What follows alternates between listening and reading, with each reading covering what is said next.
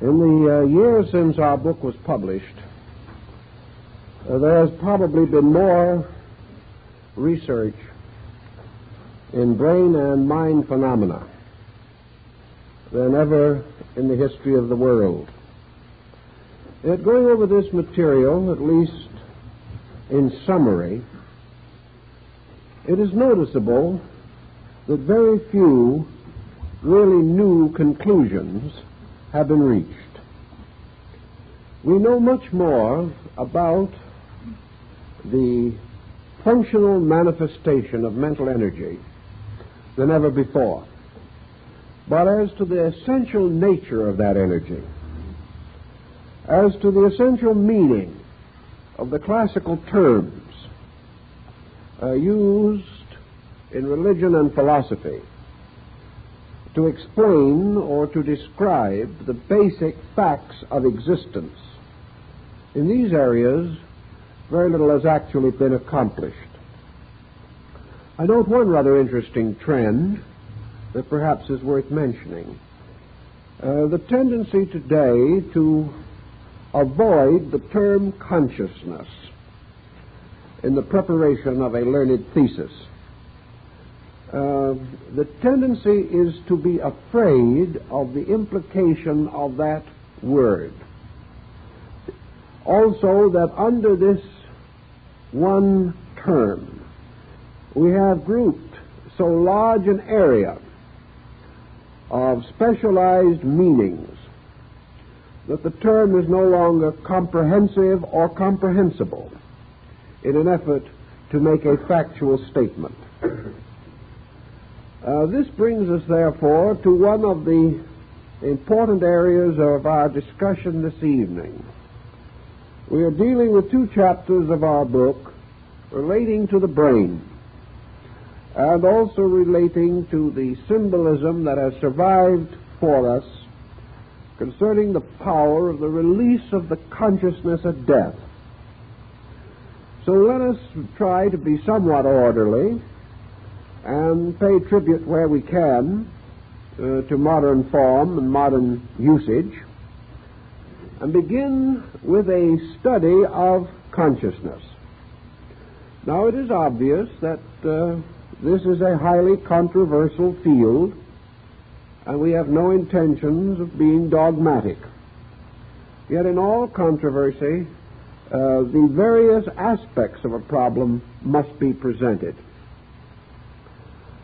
We use the term consciousness in philosophy particularly to represent a very abstract principle, a principle of universal awareness, a universal state of which things have some nature of and in themselves, from which they are able to gradually evolve faculties and powers involving discrimination, thought, reflection, and memory.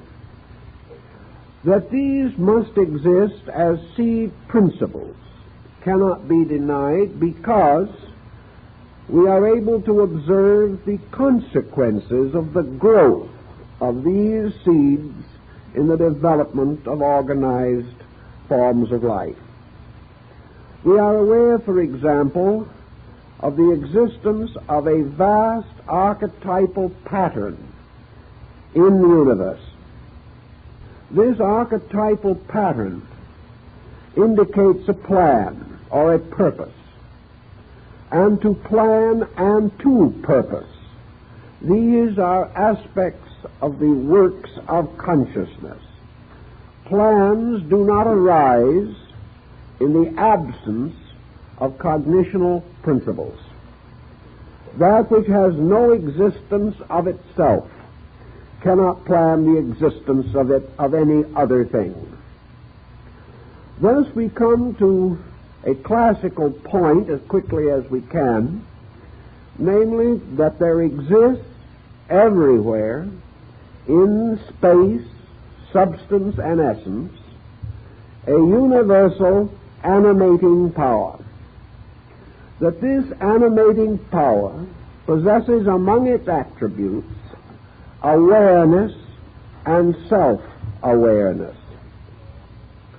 Awareness may be like the warm glow of a sunrise. Self-awareness, the light of the risen sun itself. We have every reason to suspect, and even science does not dare to erase this probability. We have every reason to suspect that the root of what we call consciousness is present in every molecular unit, in every cell, in every electron, and in modern terms, in every atom. That this atom, this unit, contains the potential power of awareness, and that what we commonly term the growth or unfoldment of life is made possible primarily through the continuous release of awareness in things. Thus, as surely as man grows by the unfoldments of faculties and powers, so all these faculties and powers are dependent upon the presence of a suitable energy to sustain them, to vitalize them, to ensoul them with its own interior awareness power. We may liken our problem somewhat to the mystery of a telephone. The establishment of the phones and the wiring will not result in the possibility of communication unless an energy is also given to those wires by which they become capable of transmission. Thus, that energy must be present in practically all phenomenal activity of the universe. This energy, in various levels and in various ways, supports function, makes function possible and real, and supplies to every structural unit in nature an enlivening power. What is this power?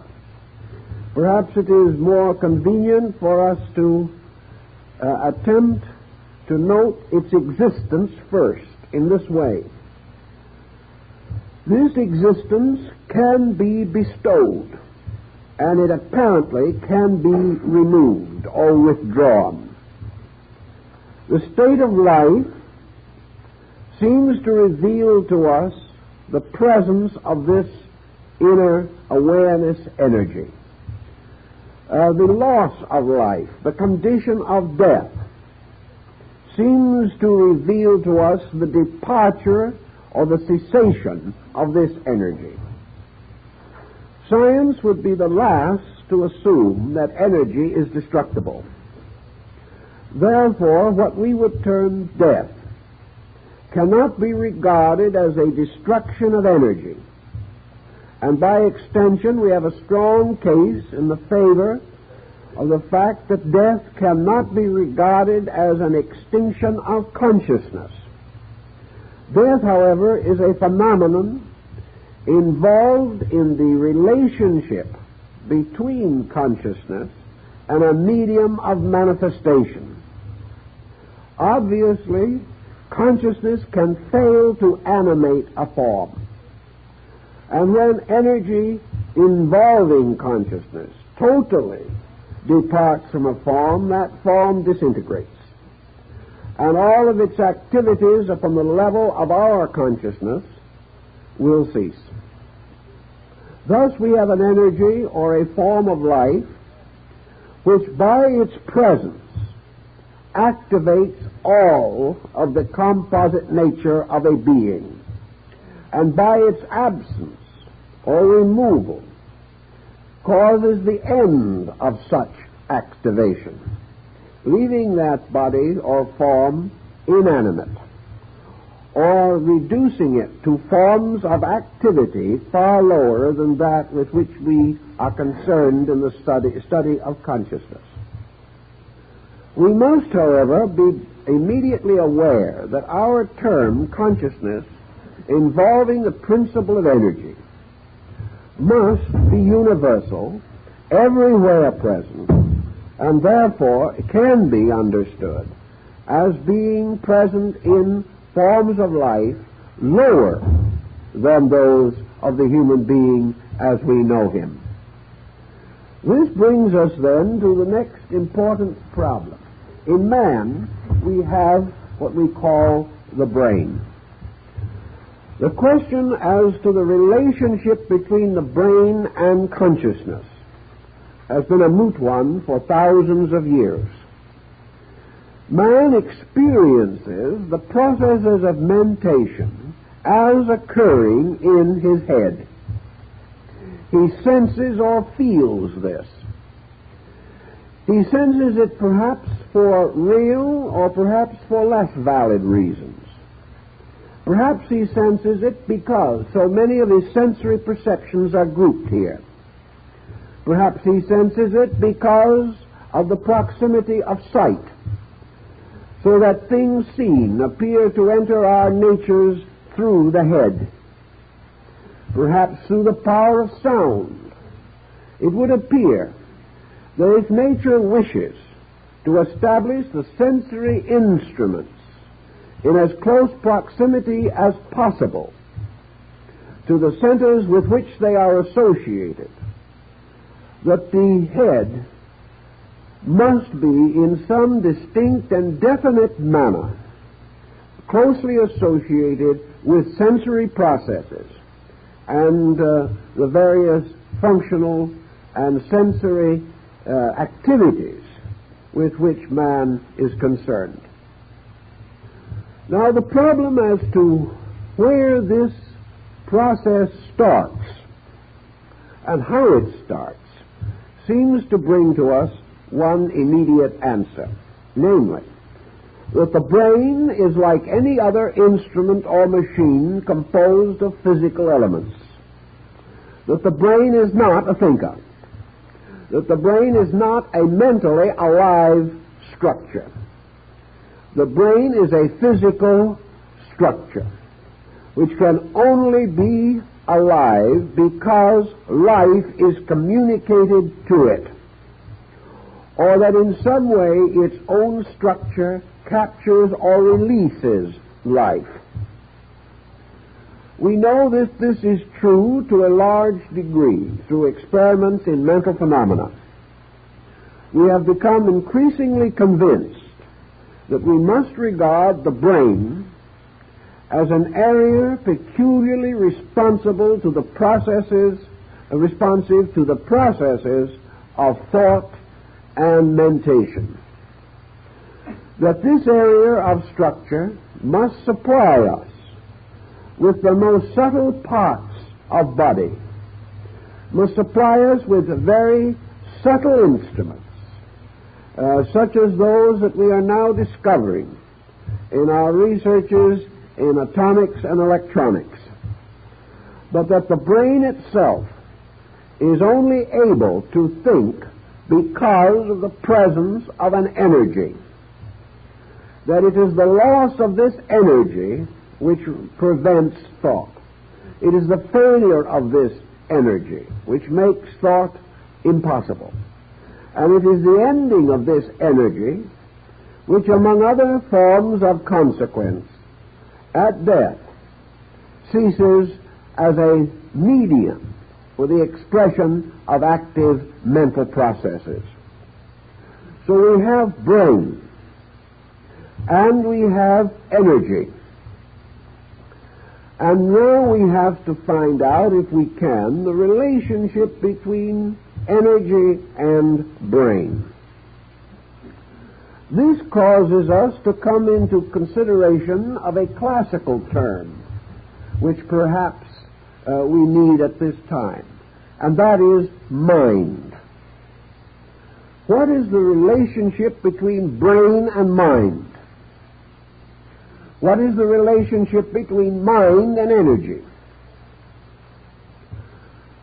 We must assume that mind is a structure, whether we can see it or not, which is made active by the presence of mental energy, just as the brain achieves its activity through the presence of physical or nervous energy. Therefore, the mind is not identical with the brain.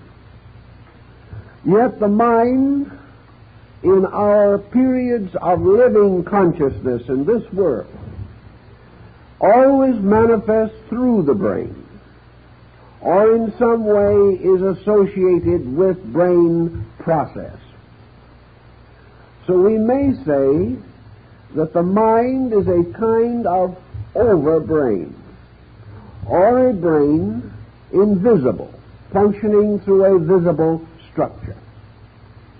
The Greeks would say that the mind is a form and the brain is a body. A form being a compound of energy and matter, in a compound more subtle, more attenuated than that of a body.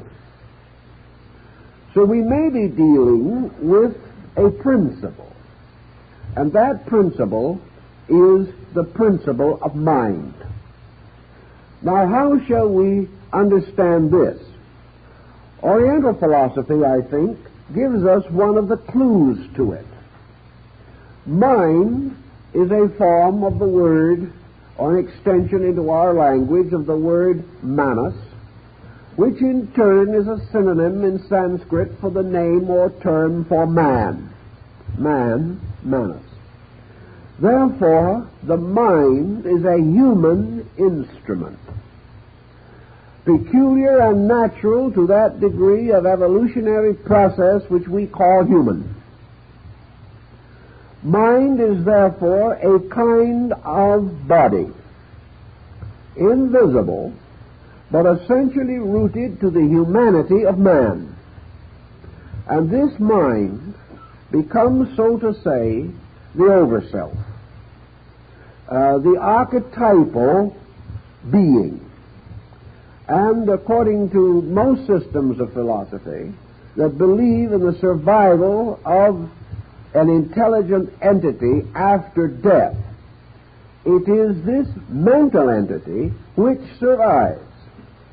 And it is the belief in many philosophical systems that the mental entity is the superior entity, and at least relatively speaking, the true entity. And that therefore this entity, by union with body, causes mental activity to be released through brain. This mental activity, as the term implies, includes the activity principle itself. Therefore, a mind is also a vitalized area. It is a subtle structure sustained by energy, even as the brain is a grosser structure, also sustained by energy. Now, it is reasonable and not difficult to recognize that there must be, and always have been, degrees of relationships between various life forms in nature. We cannot assume the existence of space and then of man. Man must be bound to space by certain bonds and ties. Space, moving in upon man, must achieve union with man by means of a series of emanational forms or structures. Thus, between two very different forms of life, there must be intermediate forms, forms which partake of one or the other to some degree, but make of their own natures bridges across which energies can move. Pure energy, therefore, striking the brain of man, might keep this brain alive, but would not bestow upon this brain any mental processes. It is therefore essential that consciousness or life or energy moving into the brain structure of man must first pass through a mental conditioning, and that it is this mental structure which finally forms the tie between energy and brain. Therefore, mind is mentally conditioned energy. It is energy which has evolved into a mental integration. It is energy in its aspect of thought. And it is furthermore energy which, as thought, has created an instrument for its own expression, an invisible but real instrument, the instrument we know as mind. If this is then a reasonable assumption, we can then explain or understand how mind, overshadowing brain, can cause brain to become an instrument for the release of mental processes. Now, in this procedure of mental process, what is mind, essentially? Is mind the same as consciousness? No. Mind is very obviously and definitely conditioned. Mind is not pure consciousness, nor is it pure life in any form. Mind is already life reduced to a mental equation, functioning as a mental energy in an instrument suitable for such specialization of cosmic life power itself. Thus, mind is already a highly evolved, highly complex structure in which universal energy is manifesting itself as universal thought power. If we go on just a little further with this, we can then see how it might well be that the mental entity, or that part of the rational being which is mental, can have an existence apart from body, can be associated with it, can unfold and evolve through it, can depart from it, and in so doing destroy the effectiveness of the brain, but in no way change or alter its own nature. Thus we come to a point which is gaining greater favor every day in scientific circles, namely that it is possible for a thought substance to exist apart from a material substance. That mind can have a nature and existence of itself, and that its relationship to man is therefore a relationship of compound, and that all such compounds can be and must necessarily be dissolved at some time or another. This then gives us a scientific approach to the problem of a mental survival which is not dependent upon the continuance of a physical brain. But is this surviving mental nature going to be identical with the brain mental nature with which we are familiar? In other words, can a person drop the brain and still be the same kind of thinker that he was when he had a brain? Of course, this always assumes that he did some thinking while he had the brain, which may be open to some dispute. Some hope that they will do better without the brain than they have done with it. Some view the brain as a prison for already potential cosmic consciousness, and they can hardly wait to leave it behind. Others, less optimistic, wonder if they are going to have any consciousness beyond the grave, and because of the brain-bound nature of their thinking while they are here, have they thought anything here that would be any use to them anywhere else? This is another important consideration. In this somewhat critical dilemma, I think we may then ask, what is the essential function of mind? Is mind actually the thinker? Is mind a self-thinking instrument? Or is mind, in turn, only a conditioning instrument? Let us assume something which science thinks is rather good these days, namely that the brain finds itself extended throughout the entire physical body as the nervous system. That the nervous system is merely an extension of the brain. That theoretically, therefore, wherever there is a nerve filament, some form of brain function can be present. And that because all these filaments, like the telephone wire, have become vitalized by an energy, all of these filaments can communicate, and that any message sent over them will finally be deposited in the brain. As a result of this, the brain has two distinct functions in coordination with the nervous system. One is to receive the continuous battery of impulses. Impulses which, coming along the nervous system, reach various areas of brain structure where they are specialized, or where they are brought back into some relationship with the original impulse.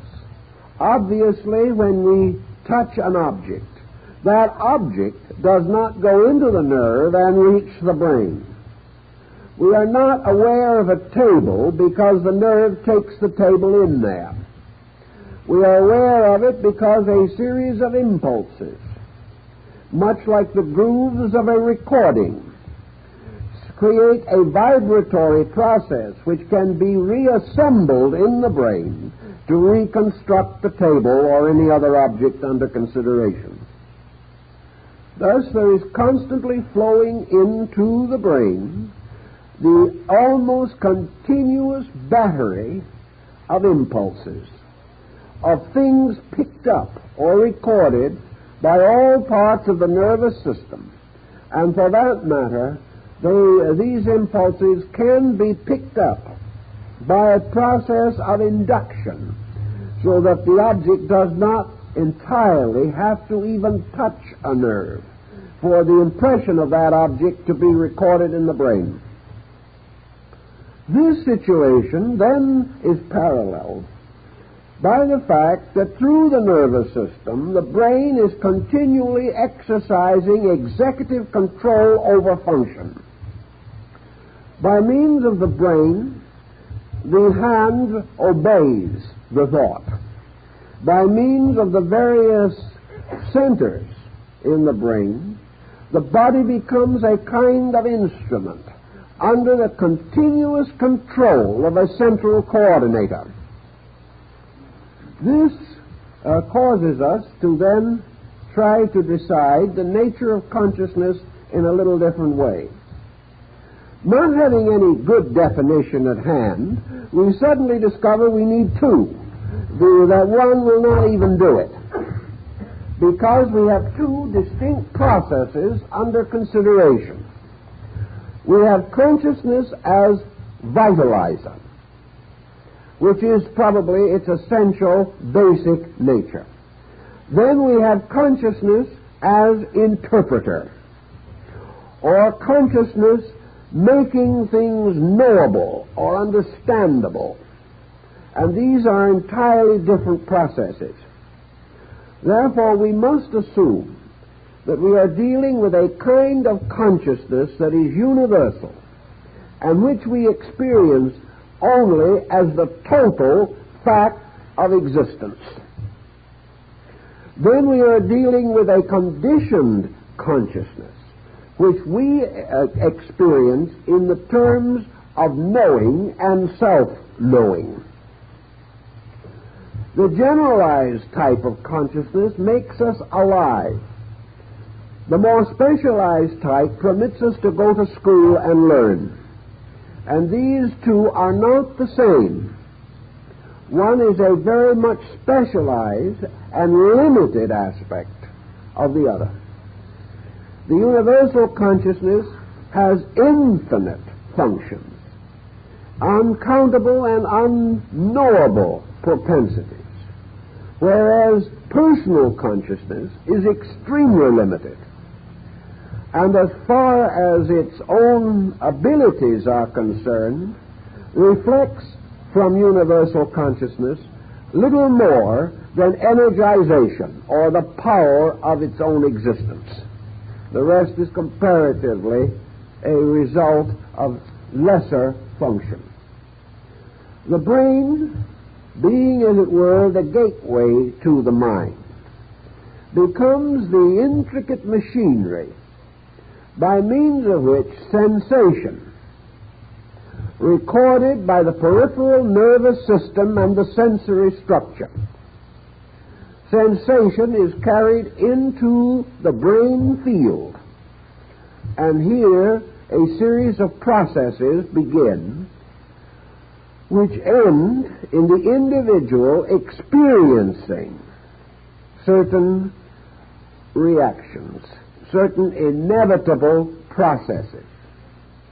Thus, objective consciousness is the consciousness of the power to experience, the consciousness of the power to be aware of certain particular special happenings.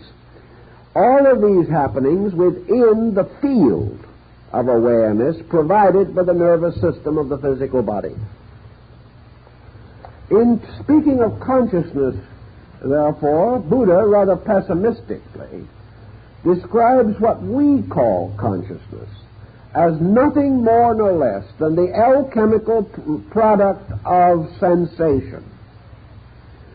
That the individual's mental life as we know it, his attitudes on all things, his feelings, his impressions, his convictions, his emotions, his thoughts, his reflexes, are all of them simply the byproducts of sensation entering the brain and finally coming into a state of coordination because of the existence of an invisible coordinator called mind.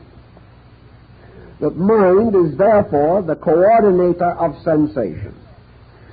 The brain is the instrument for the recording of sensation. But the brain of itself cannot coordinate anything any more than one of these elaborate human or rather mechanical brains that we have devised lately can in any way rationalize or be reasonable. Their function is left entirely to such processes as can be mechanically achieved. These may in turn or in time produce patterns that are highly indicative of facts, but unless man comes in and interprets the machine to his own purposes, its statistics are of comparatively no value. Certainly they are of no value to the machine itself. Therefore, in this process, man plays the coordinator, and the machine plays the brain. This is perhaps as close to it as we can come in a common everyday analogy. Considering this process, then, we may say that what we call consciousness is a result of sensation entering in, being coordinated, and in the process of coordination, being transformed from a series of impulses to a kind of compound idea or attitude. This attitude, in turn, moving back out through the nervous system, becomes the guide of conduct. Thus, the individual, from his sensations, creates his attitudes, and by his attitudes, he directs his life. The attitudes with which he directs life, in their turn, bring him into contact with new and different patterns of sensation. These, in turn, are carried back into the brain, arranged by the coordinator, and released as modifications of conduct.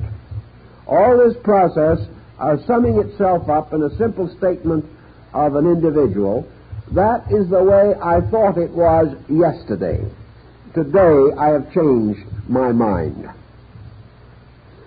The only reason why we change the mind is because through the sensations and through the coordinating power of the brain, some new circumstance has been brought to our awareness, a circumstance which requires a modification of our previous state of awareness. Buddha carries this a little further and uses the wheel of the doctrine, the Dhamma chakra, to represent this process. And all we have to do to see exactly what he meant is to assume that this wheel is one of the wheels in a squirrel cage. That actually we continue to run and run and run, and the wheel turns and we stay where we are. This process, this cycle between the acceptance of sensation and the release of attitude, which in turn, causing new sensational evidence, causes again modification of attitude. This process is the area in which the average individual's so-called alleged consciousness is locked. When he says, "This I believe," he is speaking only from this sequence of sensation producing in its turn modification of the previous evidences of itself. When the individual says, "This I am," his so-called I amness is merely the calculated conclusion of his mental coordinator concerning himself. It has nothing to do with that which is not to be sensed, examined, explored, or interpreted by this coordinator. Man looks into a mirror, sees his own likeness, and says, "Obviously, here I am." This is considered to be direct thinking. But the only reason he is able to say, "Here I am," is that a series of sensory testimonies have been carried to the brain. Cut these testimonies off so that the individual is aware neither of the mirror nor of himself. And he cannot arrive at this conclusion any more than a person born totally blind can ever arrive at true color consciousness. It is only because of the faculties we possess and their use according to the laws governing these faculties themselves that we are able to come to certain definite conclusions about our own existence, the existence of other things, the past from which we came, the present in which we now live, and the future which we hope for. These things all exist because of the continuous cyclic interplay of sensation and rationalization through mental alchemy. If this be more or less reasonable, and there is much evidence to sustain it, particularly in the field of abnormal psychology, man remains today what he has always been, a being who does not know himself, who has no way of actually becoming aware of his own true nature. Because it is obvious that this true nature cannot be fully comprehended on the basis of the sensory cycle. Man cannot experience the invisible part of himself. He does not know how. It will not be discernible to any sensory perception.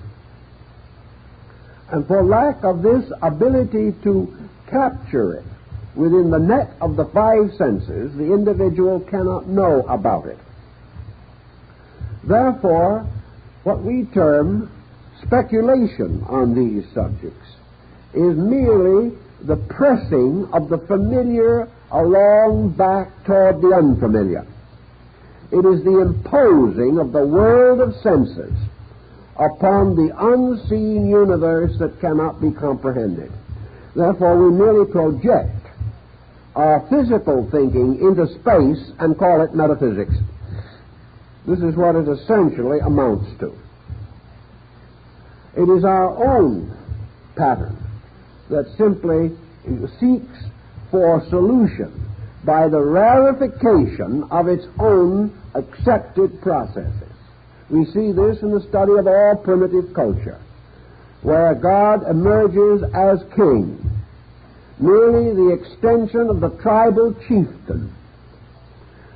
Always deity is the hero or the chieftain or the patriarch we have known plus. And this plus is achieved in art by putting a halo around his head. It's the best we can do with it. But when we put the halo around his head, we tell everyone the explanation of the halo, and it becomes a word. And this word says, I am not human. I am superior to that which is human. Thus we put wings on angels, not because we've ever seen any with real feathers, but because we wish it to be known that we are not dealing with literal human beings. And not knowing how to draw an angel in proper person, we draw the most attractive human being that we can, and then make it an angel by the adding of wings, much as the Mayas made a verb out of a noun by also adding a wing to signify energy. So we are pushing these sensory conclusions backward. And we are trying continuously to penetrate the unknown by the brute force and awkwardness of sensory intensity. But we are brought for the reason that the mental coordinator cannot coordinate that which the senses do not bring in. The mental coordinator has no existence apart from the process of coordination itself. So we experience it because we use it. If it was not used, it would vanish from our awareness and we would not know that it exists. Thus we have now the brain, and we recognize the tremendous mystery of this structure. We realize that in many respects it is one of our most valuable possessions. It is an instrument created almost like a television or a radio, by means of which we can tune in the processes of mental energy by which man is able to solemnly and seriously declare that he is a thinking being. This thinking being the executive leadership of the mind over the testimonies of the sensory perceptions. Facts, therefore, as we think of them scientifically, are bound very closely to sensory perceptions. The scientist doubts that which the physical faculties cannot sustain. And as far as he can go, he uses them. Where he cannot use these, he uses the scientific processes of mathematics to substitute symbols for facts. and to call upon the highest available resources of the mental coordinator. If this thinking has some value in principle, and it seems to come the nearest to any solution that we know, we can then say, what is the pure nature of mind itself, as separated from brain? If the individual is to step out of the brain, what happens to him?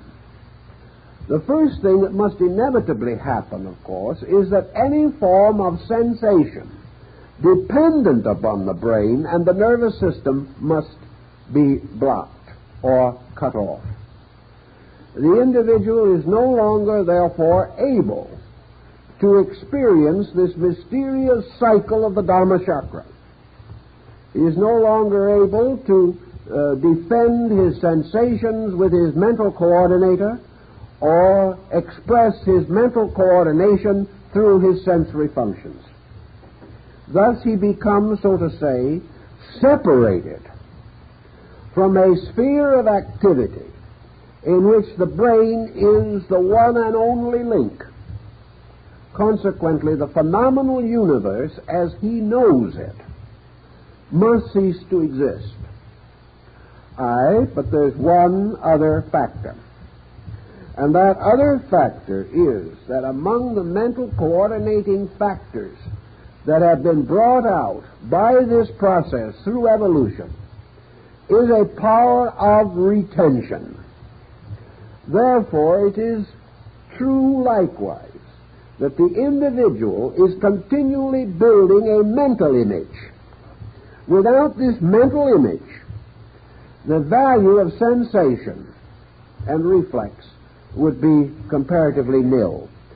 The individual would have the perfect capacity to make the same mistake 1,000,000 times and never even know that he did it. It is only by use of the retentive faculty that thoughts remind us of previous experiences, or previous experiences are retained to become, in a sense, censors over new testimony. This procedure then tells one other thing, that if the sensory area is blocked by the loss of the body, by brain disease, or by any other circumstance which renders the brain function impossible, then the mind still has a mental existence of its own, an existence in an area of things remembered, an internal existence. Now, as far as that is concerned, would such an internal existence be any different as far as the mental pattern is concerned than it would be if we still had the brain and the sensory function here? Actually, the world around us does not enter into us.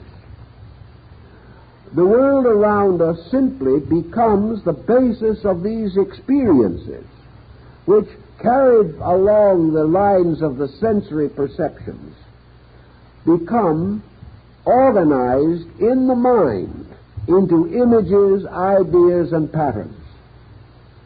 Consequently, the power of the mind to image is not destroyed by the loss of the body. The only thing that is lost is the power to receive continual physical stimulus, which might rapidly or dramatically change or modify the brain's imagery. Buddhists make a great point of this in connection with the after-death state and in the use of their great religious ritual of the bardo, the equivalent of the Egyptian ritual of the dead.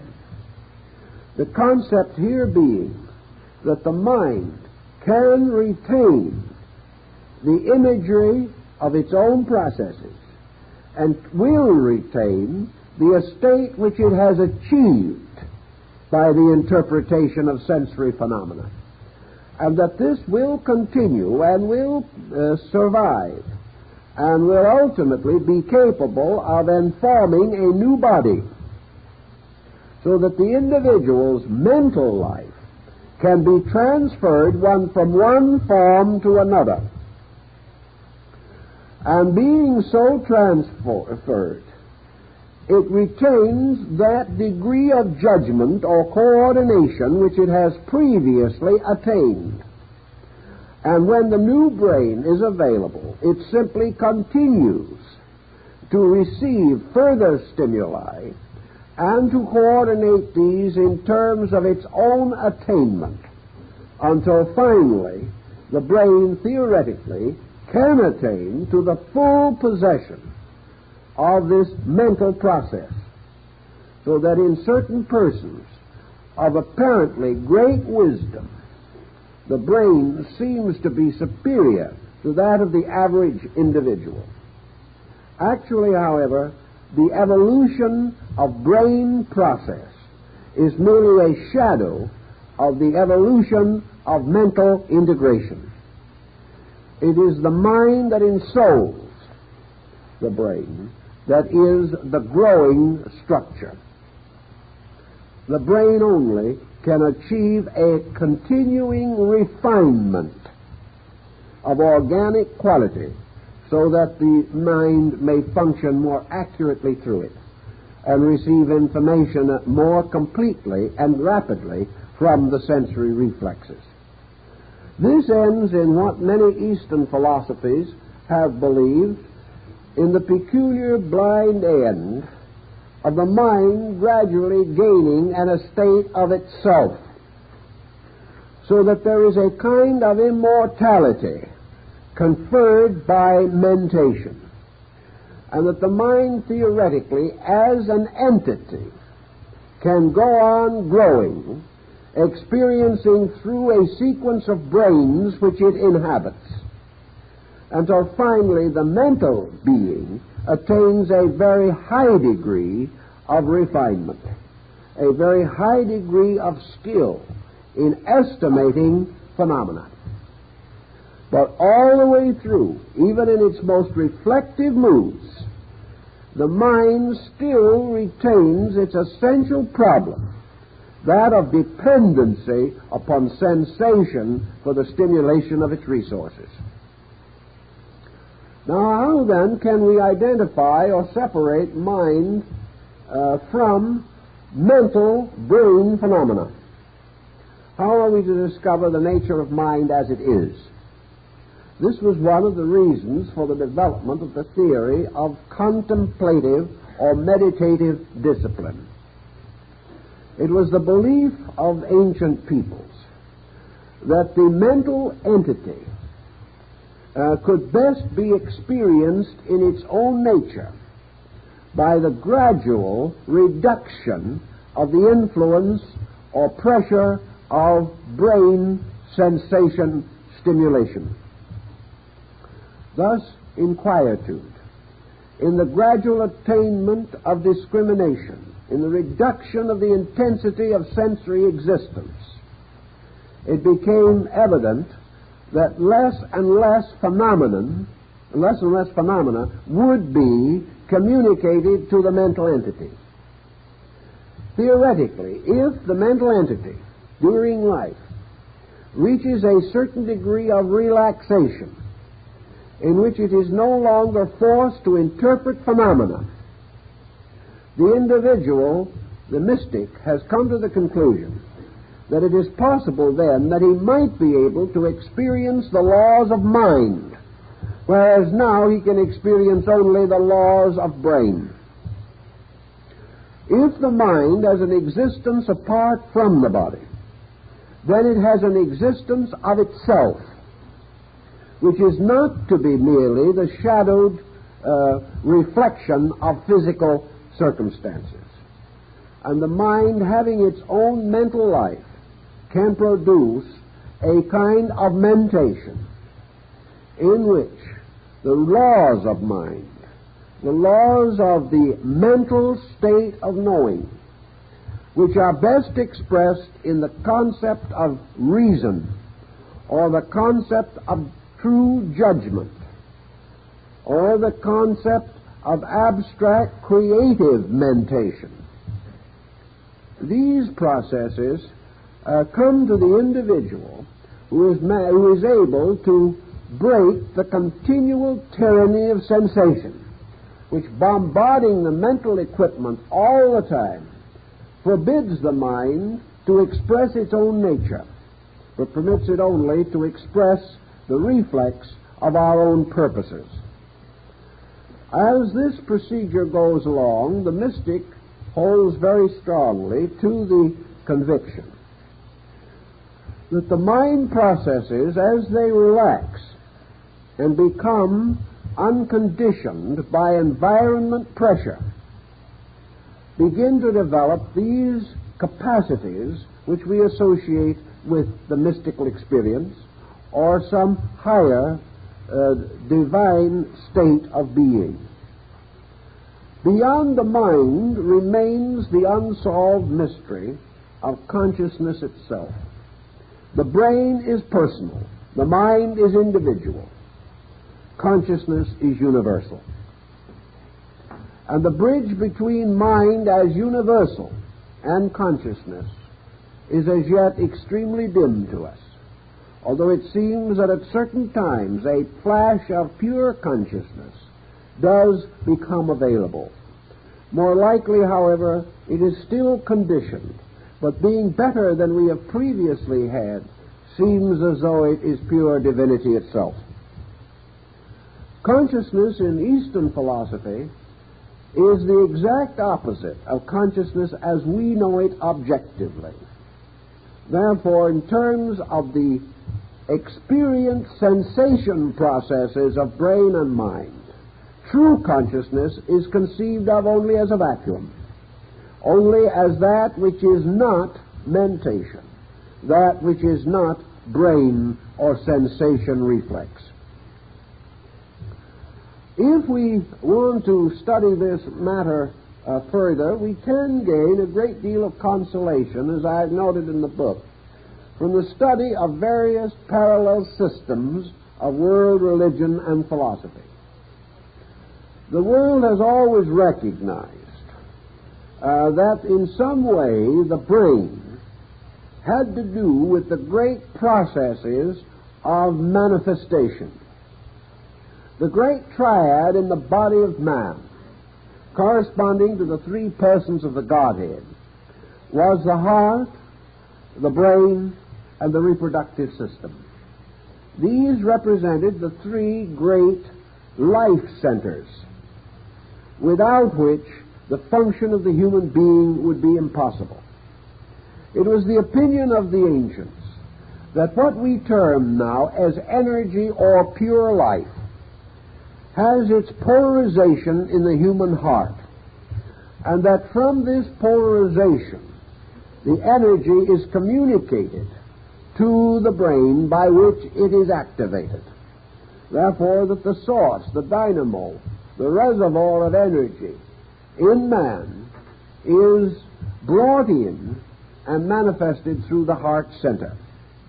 That this in turn is then distributed throughout the body, and a specialized aspect of it becomes polarized in the brain, and the other or negative aspect becomes polarized in the reproduction of the species. This balance of energy would then cause us to assume that if we could go deeper than the brain in search of a center for consciousness, that we would turn and must turn to the heart. That the heart, therefore, lies behind the manifestation of energy which we know as brain mental energy. If, therefore, a superior nature possesses the brain with its mind, it possesses the heart with its consciousness. And the heart is to the consciousness what the brain is to the mind. This consciousness the ancients called spirit, and they therefore assumed that the spirit had its abode in the heart, the soul, which included the entire psychic nature, in the brain, and the energy or vitality in the great generative complex of nerves. In this way, a triad was established. And we can then continue, perhaps even with the thought from the Bible, as a man thinketh in his heart, so is he. That behind mind is this heart complex, through which the consciousness of a being manifests and becomes the total possessor of body, and as the complete autocrat, then permits the polarization of its own purpose in the brain as the mental focus. Now, it is reasonably obvious that during the processes of life, the brain is active. That this activity has what we have suggested as this kind of round-robin process. This process of the wheel turning. And then we come to the problem of how the mind is associated with the brain.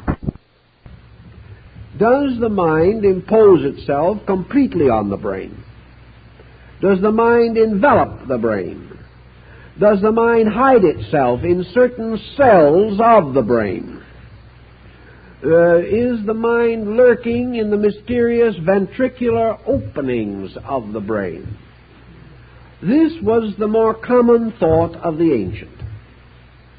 He held definitely that the most attenuated part of the brain must be the part which links it to the next superior and still more attenuated energy.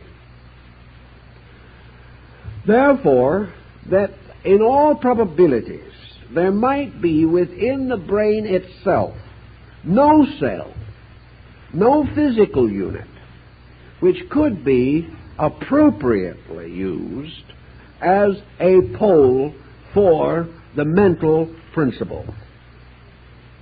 If, therefore, there is any, the ancients made a rather subtle use of the old story of the tabernacle in the wilderness, in which they divided the wanderers' temple of the Jewish tribes in the wilderness into its three parts: the court, the holy place, and the holy of holies, declaring these three parts to represent, in a sense, the parts of man's body. That within the body itself, within the area of the body, there were two principal rooms. The holy place, which was the body as an instrument, and the holy of holies, which was the cranium, or the skull. And that this was, as the Greeks said, attached to the body by an isthmus called the neck. I think that's a rather nice way of saying it. An isthmus. We all know how it would sound if someone said, well, I have a pain in the isthmus. It might also be a good way of putting a certain well-known phrase in case you are having social difficulties. In any event, within the Holy of Holies was the Ark of the Covenant. The Ark of the Covenant consisted of these two cherubs kneeling upon the surface of a great chest-like box. The cherubs faced each other, and their wings met overhead. And the space beneath their wings was called the mercy seat. And it was here, between the wings of the cherubs, that the Shekinah's glory, or the presence of the Lord, was made manifest. The Shekinah's glory did not appear in the box, nor did it take over either of the cherubs, nor did it have an image of its own, for no image was permitted of it. It appeared in a space between these cherubs, whose meeting wings above resembled very closely the structure of the two hemispheres of the forebrain. Within this space, inside, the brain, overshadowed by these two great brain lobes, is a series of ventricles, of which perhaps the most commonly referred to and best known is the third ventricle. It is in this ventricular space also that we find the location of the two great ductless glands of the brain, the pineal and the pituitary body. In the ancient beliefs, Albertus Magnus held this opinion, so did the great artist Leonardo da Vinci. It was the common belief of the great Arab physicians and scholars of older time that in some mysterious way this ventricular opening, this hollow place, this room, this secret abode of the Most High, this wonderful palace built upon the Palatine Hill, the palate being the upper part of the mouth, that here we have the place where the superior principle, in this case the mental principle, has its closest possible relationship with the body. Now, in order for this relationship to exist, it is inevitable and necessary, therefore, that this ventricular space be not empty, but rather be in a continual state of vibration, that a golden mist, or as was sometimes referred to in the old writings, a kind of dew of heaven, that this actually had to fill this ventricle, and that in this mysterious glow or light, the Shekinah's glory, which in all probabilities is the original of the halo around the head, that in this light field the next superior part impinged itself upon the brain, and that in this way it was continually exercising a very subtle influence. And into this area, according to the older beliefs, the sensations poured. And in this area, they were coordinated. Leonardo da Vinci, in one of his wonderful drawings of the cross-section of the human brain, he anticipated Vesalius slightly, but did not carry the point as far as this great anatomist. In one of his drawings, following earlier custom, of course, Leonardo labels the central ventricular orifice of the brain the place of the community of the senses. He calls this, of course, where the senses are in common. And, of course, we preserve the term by saying common sense. That this is the field of the common sense in man. Well, now we all realize the field is in a sad state of decrepitude at the present moment, but that perhaps something could be done to reclaim it. The common sense in this case does not mean judgment that agrees with the masses. Common sense means a place where these various processes meet in some common ground, a coordinating area. And Albertus Magnus and Thomas Aquinas were both of the opinion that it was in this central area, this central ventricular space, that all confusion and discord concerning sensory perception had to be arbitrated, and that out of this arbitration came reasonable opinion, or attitudes that were themselves common sense, or arising from the common testimony of all senses. Now, if we use that definition today, who would claim common sense? Who could say common sense if it meant that it was a common and honest union of the testimony of all senses opinions, attitudes, beliefs, and desires. That therefore common sense was as near as we can attain to the truth of the matter, because all of the elements of the matter have been honestly estimated and fitted together into their most reasonable pattern. This automatic process is said to go on continuously. But with the possibility of the mental impingement being therefore in the field of this energy, we can say, what kind of energy are we now dealing with?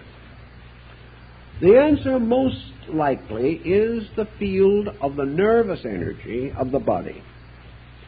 For it is into this as into a reservoir that must pour all of the sensations which have been gathered by the nervous system, specialized and put back into semblance of reasonable appearance or reasonable coordination by the brain structure itself, and then dispatched to this central region for interpretation, for classification, and for judgment upon the matter. The brain does not judge. The brain turns it all over to the mysterious oracle that abides in the shadow of the Most High. And therefore, as the priest of the ancient tabernacle rites entered into the Holy of Holies to there ask the will of God in all matters, so we may say that the brain, to achieve the interpretation of sensory testimony which it has assembled, must for this purpose call upon a power superior to itself. And this superior to itself power is present because of the impingement of the mental nature upon this sensitized area, which is a highly specialized electromagnetic field within the brain. If this is assumed out of ancient symbolism to be not an unreasonable conclusion, we may then suspect that there is a reason for the very subtle membrane which is curiously placed in this area, a membrane which could have a function of almost a God ear. Just as the eardrum is responsive to certain vibration, so this mysterious curtain in the third ventricle could very well be the mysterious drum, the mysterious subtle substance by means of which the vibration agitation could be set up.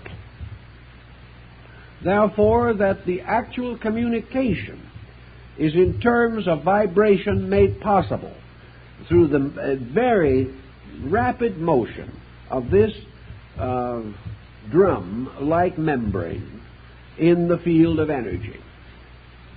We are not able to dogmatize these things because science simply has not been able to explore this matter.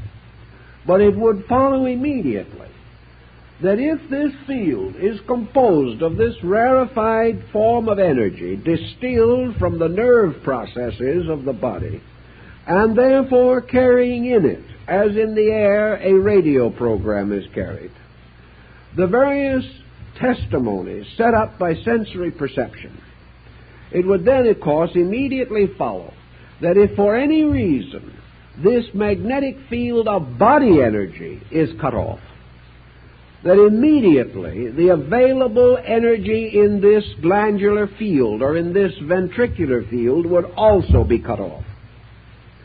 Under such conditions, this field would suddenly become negative. It would simply no longer be a field of energy. It would become a vacuum. This would immediately cut off the possibility of the mind operating upon these energies, and the mind's relationship to the body and to brain function would be lost. Also, it is quite obvious that at death all such energy fields would cease as far as the body is concerned. Consequently, the moment these energies ceased, there could no longer be a rational connection between the mind and the brain field. The mind would not necessarily have to depart anywhere, any more than it would be necessary for the broadcasting station to move every time we wanted to turn off a program. The power to turn off and on the program rests with the person. But when the vibratory polarities which make possible the tuning in of the program are broken or lost, then the program simply ceases to exist as far as that particular instrument is concerned. As this is a living program, as this is a program of energy in function, it would inevitably follow also that under these circumstances, mental processes could not survive anything which damages the magnetic field in the brain or any process relating to it. What happens if this energy field becomes comparatively free from all impulse impact? Let us assume, for example, what happens in sleep. Here we have a very good example of our problem. In the process of sleep, sensation is no longer actively carried to the brain. The sensory perceptions are either totally ineffective or largely suspended. Consequently, all of the 5 sensory testimonies upon which we depend for awareness itself, not only awareness of meaning, but awareness of object, these have been suspended. And under normal conditions, the result is the complete suspension of the coordinating power. In sleep, therefore, the mysterious energies in the ventricular orifice are no longer conveying any sensation or any adequate sensation. As a result of that, the brain coordinator is not called into function. The mind is not involved because there is nothing for it to work upon. And the result is unconsciousness as we know it. Unconsciousness is therefore, for our physical living, directly associated with the suspension of function. If we suspend the 5 senses, we are asleep, which means we are unaware of anything. Thus, that which we call brain awareness comes from the outside, not from the inside. For we have no way of assuming or suspecting that mind sleeps. For it is said in the Scripture, the God of Israel neither slumbers nor sleeps. And that is the same power that was between the wings of the cherub. What happens, however, is that mind, separated from the pressure of brain stimulus, simply returns to its own native state. And that native state cannot be consciously experienced by the brain. This then leads us to the problem of the release of the psychic life from the body, part of which I think we've already clarified in the process of going along, but which we want to try to fit now into a more condensed picture. According to most of the ancient thinkers, and most of our Eastern thinkers also, what we call objective or human physical consciousness awareness is essentially distributed throughout the body and throughout all areas nourished by the nervous system. It therefore means that essentially man's physical body is physically conscious in all its parts. Part of this consciousness, however, is not understandable or acceptable by man, inasmuch as the gamut of human interpretation is limited. And as man ascends the ladder of evolutionary mental specialization, he must leave off one by one the lower rungs. He can no longer share in the consciousness of the primordial atom. He can no longer actually share in the consciousness of the evolving creatures through whose life principles he himself has passed, because he cannot again escape from the actual boundaries of his processes. And man is man. Therefore, his consciousness is involved in the relationship between his brain and a mental energy or a mental being of human estate. Therefore, he cannot escape from this area of consciousness. It would naturally follow, therefore, that man's body might be conscious in all its parts, but man have only a general consciousness of his body. He is aware of it, but he certainly cannot experience any longer the frustrations and neuroses of single cells. They are no longer available to his awareness, but we have no reason to doubt that any cell in the body of man can suffer, because the way we treat the body is enough to be very discouraging even to the best adjusted cell. In any purpose, however, of the moment, the ancients held that in the process of death, energies were not lost, but that the energies of the body slowly moved backward along the nerve threads. And as the nerve threads lost their energization and all the processes of circulation ceased, the first parts of the body to disintegrate would be the extremities, or those areas furthest from the life center.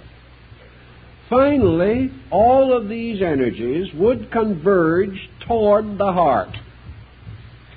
And in the heart, they would build themselves a kind of sanctuary in what the old Buddhist councils called the Saptapana cavern, or the cave of 7 rooms, which is the heart. After the coordination of these processes within the heart structure itself, the processes of death then consisted of the motion of the heart center, which in this case represents the polar focus of the conscious being itself. That this heart center then moved up the pneumogastric nerve into the brain, and that in the brain it then gathered up all of the energies and resources of the mental life, continuing on its journey, passing out at the rear top of the skull into the atmosphere of space from which it came. And researchers have indicated that the body may show warmth at the crown of the head after it is not to be found elsewhere.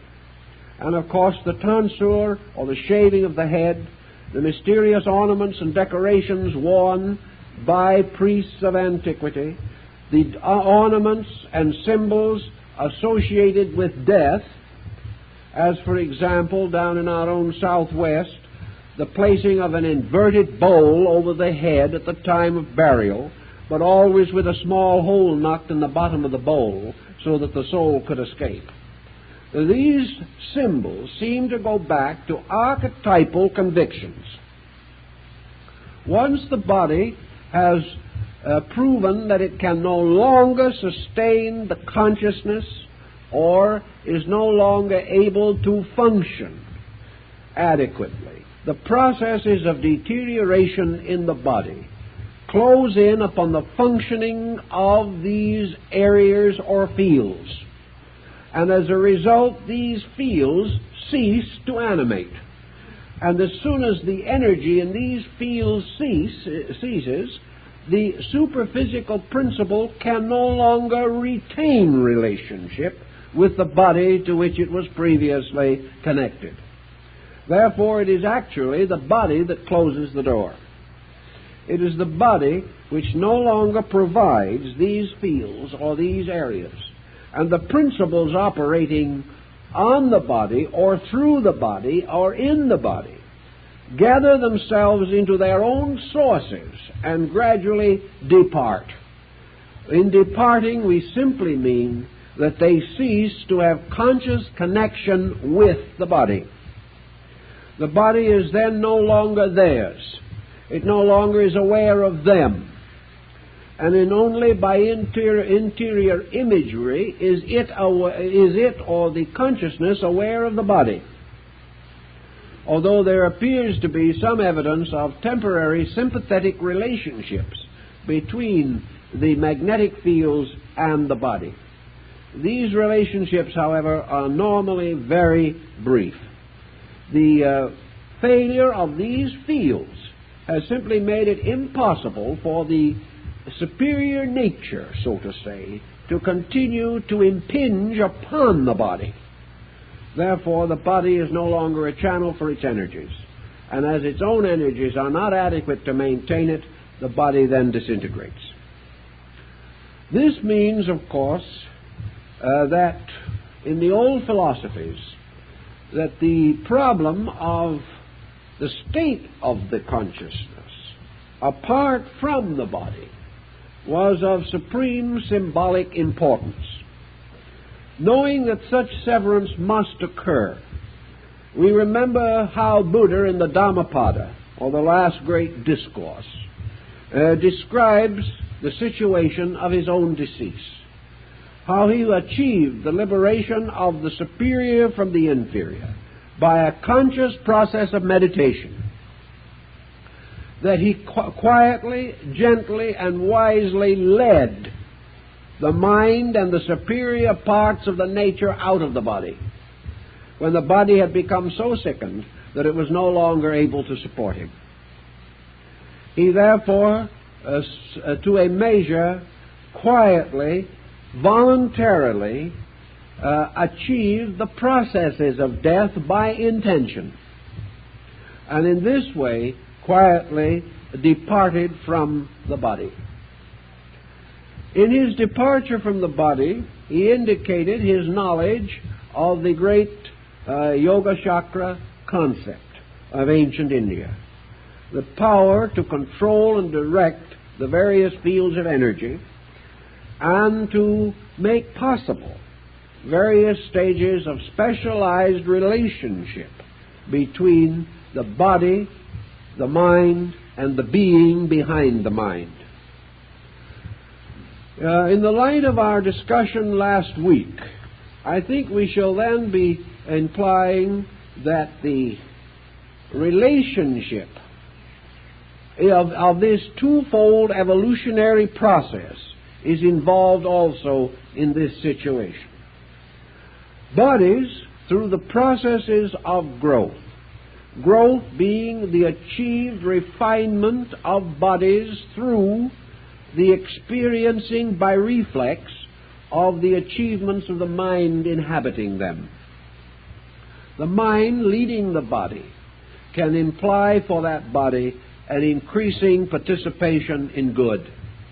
It can counsel the moderation of all practices. It can search into the secrets of health. It can also gradually overcome the principal enemies of the body, which are not physical circumstances but psychic stress. Thus the body, in the service of the enlightened mind, becomes itself permeated with higher and higher vibratory nerve energy rates. And these gradually result in the increasing refinement of the body. And as the body is composed of substances, the continual evolution of substance is attained by its continual incorporation into structures dominated by superior intelligence. Thus, the evolution of substance is attained by it being built into bodies and coming into continuous contact with higher forms of mentation, just in the same way that the lower animal kingdoms through constant association with man, have in some cases become domesticated, and in some cases again highly intelligent, highly sensitive, and apparently very little less than man in their capacity to sense, understand, appreciate, and value. Thus, by association, things become better or worse according to that with which they associate. And bodies associating with mind and vitalized by consciousness have their own cellular structures energized. Their own atoms vibrate more rapidly. And in this way, the entire mass of substance is gradually refined and therefore capable of providing ever more adequate vehicles or ever better bodies, in the sense that these bodies are more sensitive. Now, the more sensitive the body, the greater the demands upon the regulation of that body. For it is obvious that a more sensitive body, like a more highly bred animal, will be subject to more infirmities, cannot be as easily abused, cannot be neglected without the gravest results. Primitive bodies can stand much abuse. The highly civilized person cannot. There are cases of warriors in North Africa who have walked 15 miles with a bullet in their hearts. They did not even drop in their tracks. No ordinary Western person could accomplish this phenomenon, due to the much greater psychic and structural sensitivity of our bodies. This means, of course, that the body is more easily sickened, that the relations between mind and body become more subtle, that there is ever greater danger of psychological, emotional, and mental disease, where the principles and laws governing the balance and interrelationship of parts are broken or neglected. Thus, the body in its refinement becomes something that must be watched and guarded with increasing caution. For a body of lower organic quality may recover from psychic hurt in a few hours or feel practically no pain, whereas another person with the same psychic hurt may be damaged for the rest of their lives. This increasing sensitivity is part of the evolution of matter or substance itself, which is merely in reality a lesser degree of energy or a less evolved degree of energy, which must in turn evolve also, so that the smallest cell in the body becomes the potential universe of the infinite future. In thus depending upon man or the total being for the evolution of their own parts, structures contribute their own part to the manifestation of the total being. This total being is held together archetypally by the pattern of species, the archetype of man being the celebrated Adam Kadmon of the ancient Kabbalistic mysteries. There is, however, a mental archetypal being or person, and there is one of still higher nature. But this evolutionary process from brain, which is the most particular, to mind, which is the most analytical, then goes on beyond this to the mysterious X, which we like to refer to as consciousness, but which we must never confuse with the personal consciousness arising in our brain-mind chemistry. This other consciousness, this consciousness of the other side of existence, referred to in Buddhism as the consciousness of the far shore of life. This we are not able to adequately define. There seems to be no area in our own psychoglandular structure that can tune this in. The only possibility, therefore, lies in the situation of the relationship of mind with its own superior. There is no consolation in the relationship between mind and its inferior, the body. if mind can be completely cleared of body as a psychic pressure, the ancients then believed that the mind's function would be suspended to the degree that the primary impulse of consciousness would become discernible. This would be equivalent to the Tao of Lao Tzu. Tao being the universal motion. Lao Tzu believed motion to be true consciousness, and that the universal motion is a qualitative motion of life from itself to itself. Therefore, that involutionary consciousness is life seeking the expression of itself. Evolutionary consciousness is life seeking the rediscovery of unity with its own cause.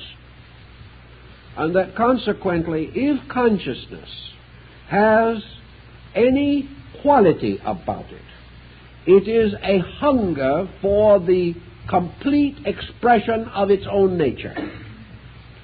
That the end of consciousness is to draw everything back into its own totality, and in so doing to expand its own totality over all things.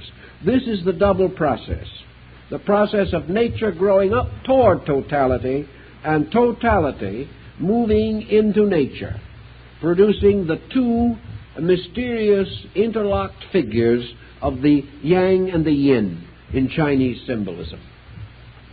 So these two striving end finally in the re-identification of the consciousness factor per se. What this is, no one has yet been able to define adequately, because it is a consciousness not of this world, or pertaining to conditions in this world, or to the state of man's soul while he is in this world, or to any good or evil that may befall him in this world. The true nature of consciousness apparently is a situation or a condition of total awareness of total self. This is not possible during the conditioned existence in which we live. I would feel that in the next 10 years, science might make some very helpful and perhaps positive discoveries.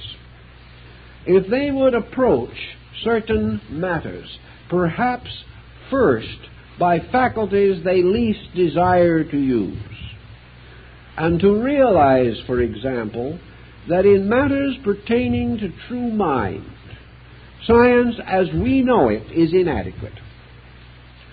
Science is the science of the brain. Philosophy is the science of the mind.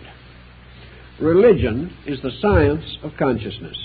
These things have to be approached on their own levels, and there is no possible way of moving the lower up to become the critic of the higher. Our next immediate problem in the growth of the average human being is further knowledge and further understanding of the relation of the mental coordinator to brain function. To achieve this knowledge, it seems to me that we have to apply to reason. That we are going to find this knowledge in areas of psychological folklore. We're going to find this record not in cell structure. We are going to find it primarily in the products of the mentation process itself. In other words, our study of thinking must involve a research into thought itself, particularly into the products of primordial thought, or the products of such types of thought as are of the purest and least adulterated kind, thoughts in which the brain factor is the least emphasized. Perhaps, therefore, we would find much more of this process of true study of mind if we studied the very young, in whose processes confusion has not yet generally entered. We may also come upon very valuable information if we will begin to realize the importance of analogy, the recognition that we can estimate certain unseen procedures by a further study of certain manifestations of these procedures which can be seen. But if we deny the possibility of a mental entity, we are going to destroy the possibility of discovering the mental fact. Our principal stumbling block has been the reluctance of the Western thinker to assume that intelligence can exist apart from matter. It has to, because actually intelligence in free space has always controlled matter. And it is also possible that what we call matter is no more nor less than a negative condition of intelligence. It is therefore impossible for us to assume that intelligence is limited to the brain. We can study enough microorganisms to know now that there are indications of definite intelligence in forms in nature in which no brain structure can be discovered. Therefore, while certain types of highly specialized intelligence require brain, there is no proof that mind and brain must be considered identical, or that mind must perish with brain, or that mind is generated with the physical development of brain. This is the big stumbling block today. And unless we get past that, we are never going to find the real solutions to how and why we think. We are going to then ultimately be forced to the recognition that what we call the pure energy of mind, while it exists, is not essentially physical. It clothes itself in physical nerve energy. But this other energy is not identical with nerve energy, even as the wire of the telephone is not identical with the electricity that goes across it or through it.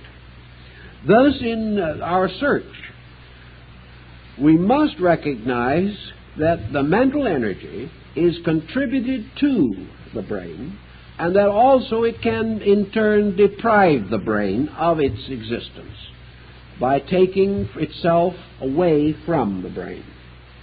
That the mind is almost certainly in a condition to exist without the brain, but the brain is not in a condition to exist without the mind.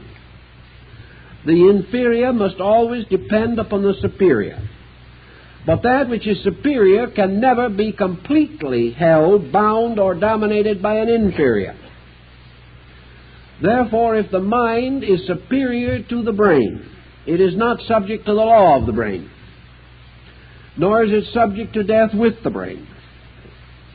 But having its own existence, it can have a free life in space, where, as a mental entity, it can continue its evolution, continue its growth, and in time re-overshadow or come again into embodiment.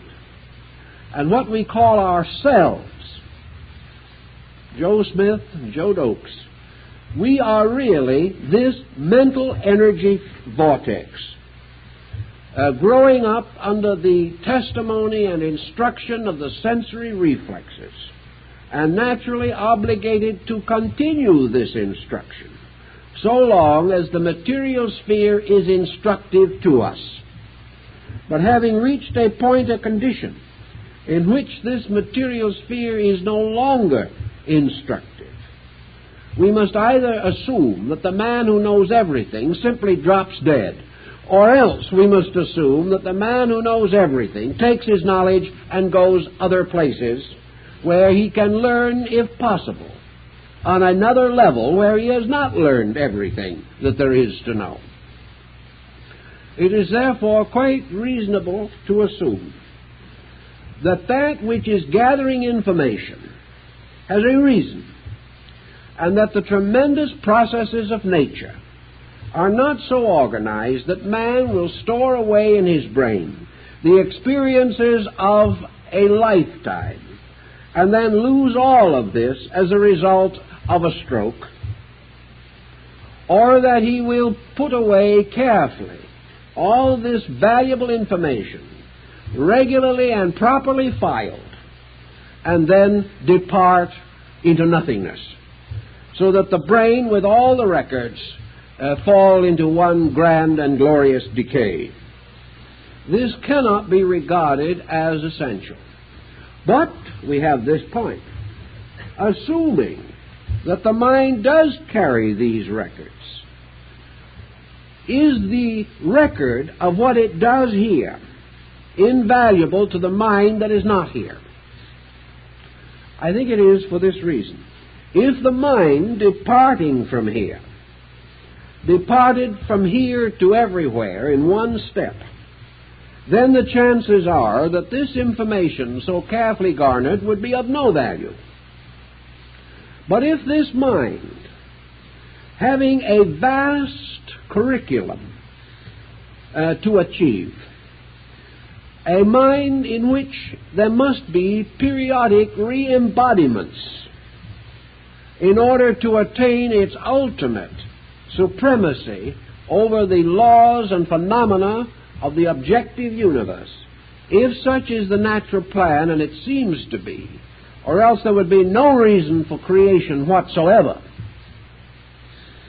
If this is true, that there is a reason, then the possession of mentally remembered facts would become of the greatest validity in assisting the individual in the direction of future conduct when he has again attained a brain. Now, it is also perfectly possible that when he attains this brain and permeates it with his own mental energy, that this brain will then, to a large measure, be vitalized and will become the continuing function of his own mental purpose.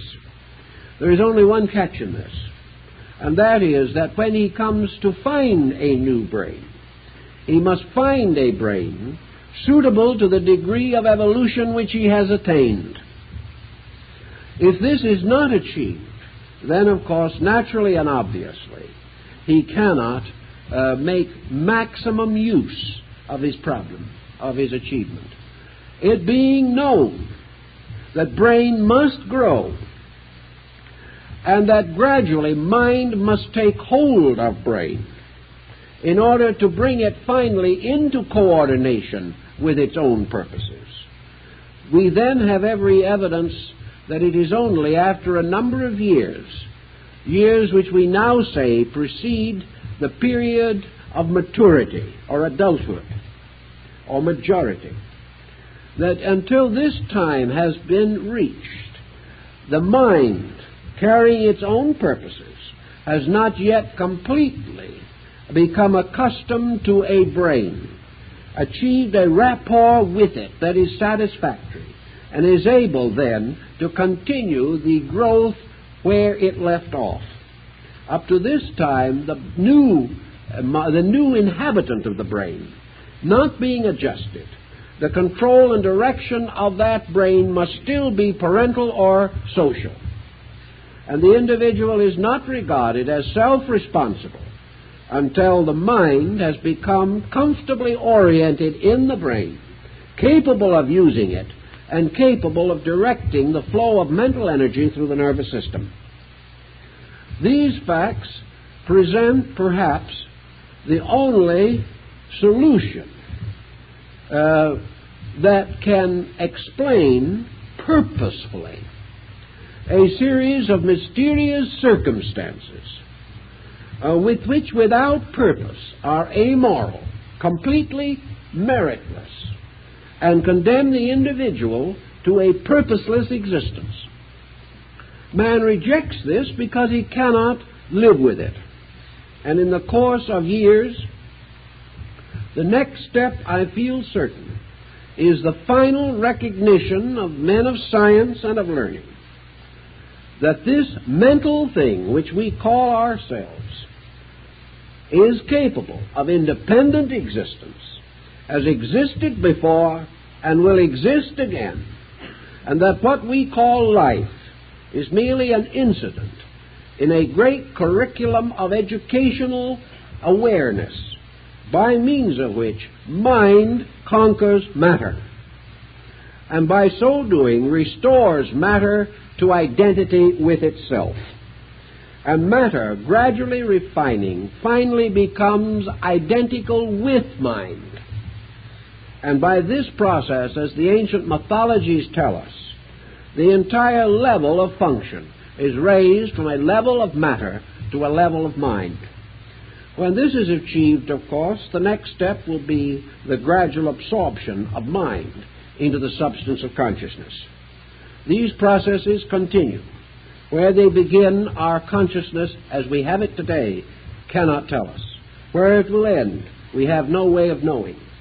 But unless we recognize a valid and rational plan, we will never have the social, ethical, moral incentives to improve our world, and we will never understand evolution as a means of advancing the total good of humanity. Time's up.